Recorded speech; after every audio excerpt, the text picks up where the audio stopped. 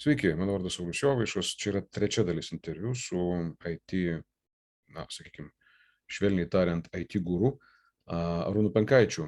Kas jisai, jūs pamatysite ir toliau, kas nematėte pirmų dviejų dalių, galite rasti pas mane profilyje LinkedIn arba visą interviu išgirsti, pamatyti vadovo laike. Sekite link, ačiū. Aš turiu tau vieną revoliucinį tokį pasiūlymą.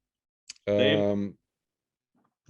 Aš manau, kad organizacijos efektyvus valdymas gali būti produktas.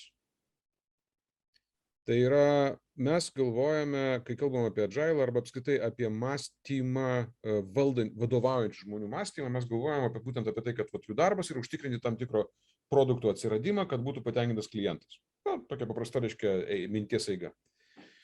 O aš vis galvoju, ir tai yra, sakau, revoliucinis pakankamai priėjimas, nors nemanau, kad aš čia pats sugalvojau, aš pas ką nors garantuotai pavogiau šitą idėją, bet man jinai atrodo labai įdomi. Jeigu organizacija jos efektyvų valdymą paimtum kaip produktą ir tada visus procesus organizacijoje, valdymo procesus, vadovavimo procesus pastatytume būtent ant agilinio mąstymo, kuris reiškia, tu nežinai ateities, tu nežinai iki galo, kaip veiks tas galutinis produktas, tu labai nori, kad jisai veiktų gerai, to produkto klientas yra tam tikra prasme pati organizacija.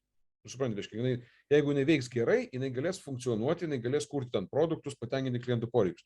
Nes mes turime kur problemą. Mes dažnai, gerai tu sakai, visi atsakingi už švarką. Dabar sėdi žmogus, pas kurį yra 5 darbuotojai, čia va dabar žiūri į mus, žinai, jūs ten, reiškia, kaip čia, gerai gyvenantys dėdės su šitais iWatch'ais ant rankų. Tipo, jūs čia kažką ten būrėt.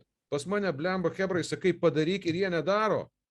Tu jam sakai, tu atsakingas už švarką, o jisai sako, eik tu šikt, reiškia, aš reiškia už rankovę. Ir va kaip tą nugalėt, va šitą dalyką, ką pasiūlysi? Nu va, čia aš kaip visada sakau, kai pradedam šnekėti, sako, lyg ir neblogai, Arūnai, čia viskas skamba per daug gerai, too good to be true, ane? Too good to be true, tai aš sakau, kai šitą pradėsi diegti organizacijoje, someone will leave, someone will come. Ta prasme, kažkas išeis, kažkas liks. Yra žmonių, kurie, vėlgi mes grįžtam prie mąstysenos, kuriems yra tai tiesiog nepriimtina, kuriems klientas visada yra, ten kokį nors negražų žodį dabar reikia pasakyti, kuriems atsakomybė yra, ne, aš čia žinok sagas siuvu. Tu būsi milijonierius, tai va tu prašau ir rūpinkis to švarku, ne? Aš atėjau sagų pasiūt, aš pasiūsiu sagą, aš išeinu namo, žiūrėsiu ten krepšinį, ten dar kažką, net nisktų man galvos, aš sagas siuvu, ne? Tai va šitoje vietoje, jeigu komanda, nesiklijuoja, tai irgi negims. Arba yra komandoje superžvaigždės, ten, kaip aš sakau, alfa patinai ir alfa patelės, yra komandoje, kur sako, aš su nieko nesidalinsiu, aš esu geras tada, kada niekas to nemoka ir aš padarau taip, kad niekas negalėtų palaikyti, ten išspręsti.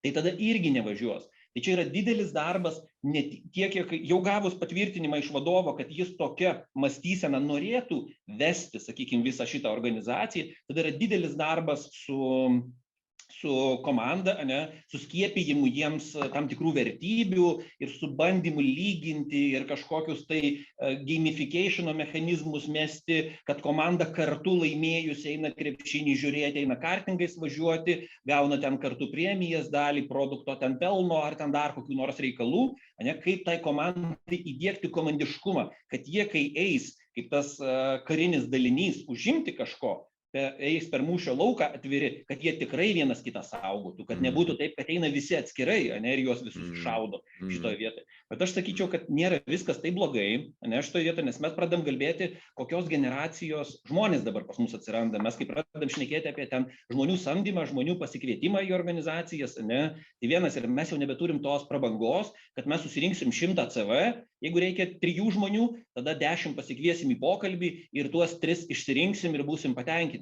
Ne, visame šitame samdymo procese, jeigu mes kandidato nesudominom per pirmą kaip vadovai arba kaip personalo specialistai per pirmą kartą ar per antrą, viskas, jisai daugiau pas mus negrįž ir jis nelauks tokių, kol mes ten surinksim. sprendimą irgi turim imti agile ir tą žmogų tikrinti kaip proof of concept arba projektą tikrinti iš karto, ne? Jeigu surasim kitą, nu tada jau ten tos verslo etikos klausimas ir jau tą išmesim, pasistatysim kitą, vadinkim, ar ne, bet esmė, kad turim irgi greitai daryti. Kita vertus, tie žmonės, kurie ateina ten šitos visos generacijos, tų paskutinių abėcėlės raidžių, ne, kurios ateina pas mus į darbą dirbti, tai pasižiūrėkime į savo dabartinius vaikus, ne, arba į jaunuolius, kiek laiko jie fokusą išlaiko. Kiek laiko mes, jeigu esam tie, kurie jau tokie, vat, nu, jau pabuvę ten, kažkiek ten tų metų matę, ne, tai mes suprantam, kad sukursim kažką po 5 metų, kažkas čia veiks, ten pasikeis ten valstybė ar dar kas. Jie ne, jeigu jie nepamato vertės arba prasmės per mėnesį 2, jie išeina, sako, aš ten viską išmokau, aš jau čia viską pamačiau, arba man neįdomu ir jie meta. Tai jiems reikia matyti rezultatą greitai. Jeigu jie sukuria tą sprendimą tokį, kad sukūrė per mėnesį arba 2, padavė klientas, kūrėsi vertę, jau jam įdomu, tai mes dar tą pridėsim, tai tas pats darbo organizavimas su šitais jaunaisiais specialistais, jis tampa toks įtraukus, ne, kai tu juos patrauki, jie pradeda matyti greitai prasmę. Nebūtinai ten viską mato ir jeigu juos sumiksavus su tais profesionalais, kurie lyg ir norėtų dalintis. Bet iš esmės pritariu, kad didelis darbas ir didysis darbas diegiant šitą mąstyseną arba darbo stilistiką arba modelį, kaip sakai, yra būtent su žmonėmis ir su komanda, su vadovais, yra apie lyderystę. Ar aš pasitikiu žmonėm, ar nepasitikiu, kaip aš juos samdau, kaip organizuoju, kaip organizacija veikia, o su visais žmonėmis, kad jie būtų komanda ir arba klyjuojasi arba ne. Mano iš gerųjų patirčių yra, kad aš esu, kaip dirbęs su organizacijom, tai komanda susiformuoja ir jeigu yra vienas tas, kuris yra freerideris vadinamas, arba jeigu paprastai sakant važiuoja vežimu ir sėdi vežimo tam, kurį arklys traukia gale ir kojų mojuoja, nestumia, tai jį išmeta komanda. Komanda ateina ir sako, šito žmogaus mums nereikia, nes komanda skaičiuoja, kiek jinai padarys per tam tikrą laiko vienetą, tam žmogui taip pat yra priskaičiuota, nes jis gauna atlyginimą, tik jis nedaro, visi kiti turi padaryti, kitu atveju laimi visi arba nelaimi nei vienas. Ne? Tos tokių asmenybinių tikslų jų yra daug mažiau dirbant taip, daug mažiau. Tai irgi jeigu yra nepriimtina organizacija, kad sako, ne, mes kiekvieną atskirai iščerpikinam, išlendam, jeigu tai yra nepriimtina, tai tada irgi yra labai sudėtinga diegti tokius dalykus. Jo, va, čia, modelį priimu, darom, Sauliau. Jo, tai va, aš galvoju, žinai, tai davai darom, nes aš manau, kad būtent jeigu mes taip galvosime apie valdymo efektyvumą kaip produktą, tai tada tai gali padėti paskatinti vadovus imtis ir dirbti su tais žmonėmis tam tikrą kryptimi. Nes aš turiu tą iššūkį ir jau daug metų dirbu su tuo, kad vadovai, ir daug mes paleidom tą patį vadovo laiką, kuriame dabar esame, būtent tam, kad vadovai skirtų laiko savęs tobulinimui, tam, kad tai tokiu būdu suprastų, kad taip galima tobulinti ir kitus, padedant jiems skirti laiko, o tam įmanoma daryti tik tai tuo atveju, jeigu tu pats kaip vadovas skiri laiko tam darbuotojui reguliariai, nuolat ir taip toliau. Tai kitaip sakant, per paties suvokimą mes einame prie to praktinio realizavimo. Ir čia aš galvoju, jeigu ant to uždėt antstatą, kad vis dėlto žiūrėk, jeigu mano profesija yra vadovauti žmonėm, mano profesija yra vadovas, tu profesija, kai tu esi ten projektų vadovas kažkoks, tai tuo metu tavo profesija tampa nebe agile specialistas, nebe projektų vadovas, ne produktų kūrėjas, tu tampi žmonių vadovas. Ta akimirkai, kol tu vadovauji žmonėms, tai yra profesija. Ir dabar tai profesija būtų sėkminga, aš sakau savo požiūrį šiuo atveju, tu žinai, tu gali nesutikti. Bet tam, kad aš ją galėčiau realizuoti, man šiais laikais, turint galvoje, kad darbuotojų nėra, kartų poreikiais kitokie, fokusas dėmesio išlaikymas yra per trumpas, ką tu ir sakei, visą kitą, man reikia kitaip prie jų prieiti su kitokiais lūkesčiais. Aš nebegaliu prieiti prie žmogaus su lūkesčiu, kad šiandien mes susitarėm ir jisai visą likusį gyvenimą taip ir dirbs, kaip susitarėm. Tai yra neįmanoma. Jisai po mėnesio laiko sakys, aš viską išmokau iki šio. Nu, pats išeis, kitaip sakant. Tada reiškia palauk, tai man tai turi būti normalu. Aš turiu kaip vadovas suprasti, kad tai yra normalu. Aš turiu kaip vadovas suprasti, kad, žiūrėk, man sako, o davai darom taip. O aš sakau, ne, palauk, mes dar nežinome, ar tai paeis. Taip? Todėl, kad nežinome, ar tai paeis, davai darom.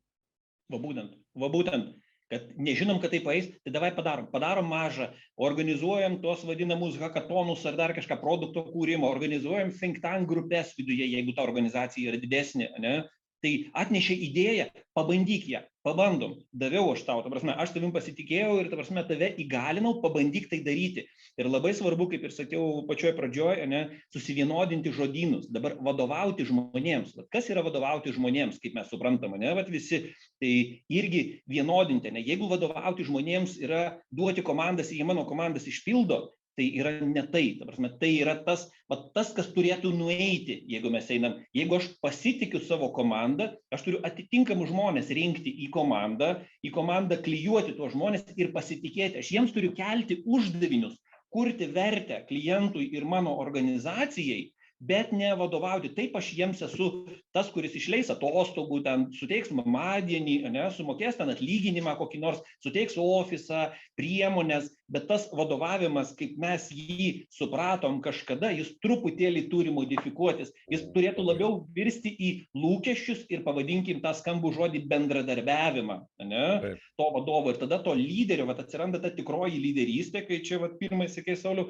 tikroji lyderystė, kad aš bandau juos visus auginti, jie kuria vertę ir aš esu patenkintas, kad tai gali praktiškai be manęs veikti. Yra komanda atsakinga už švarką, komanda atsakinga už kelnes, komanda už akinius ar ten dar kokį nors reikalą, atsakingas. Ir aš tada galiu plėsti tą visą verslą ir burti, sugalvojau naują produktą, subūriau komandą reikalingų žmonių to produkto kūrimui ir ta komanda tą produktą ir kurs.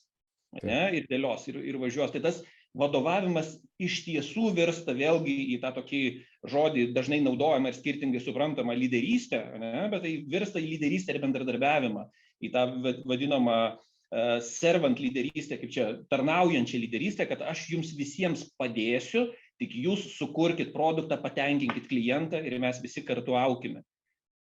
Čia buvo trečia dalis interviu, jo tęsinį matysim po savaitės, lygiai paskutinė 4. dalį. Mano vardas Saulius Jovaišas, mes su Arūnu Penkaičiu tęsime pokalbį apie Agile taikymą vadyboje ir vadovavime iki kitos savaitės.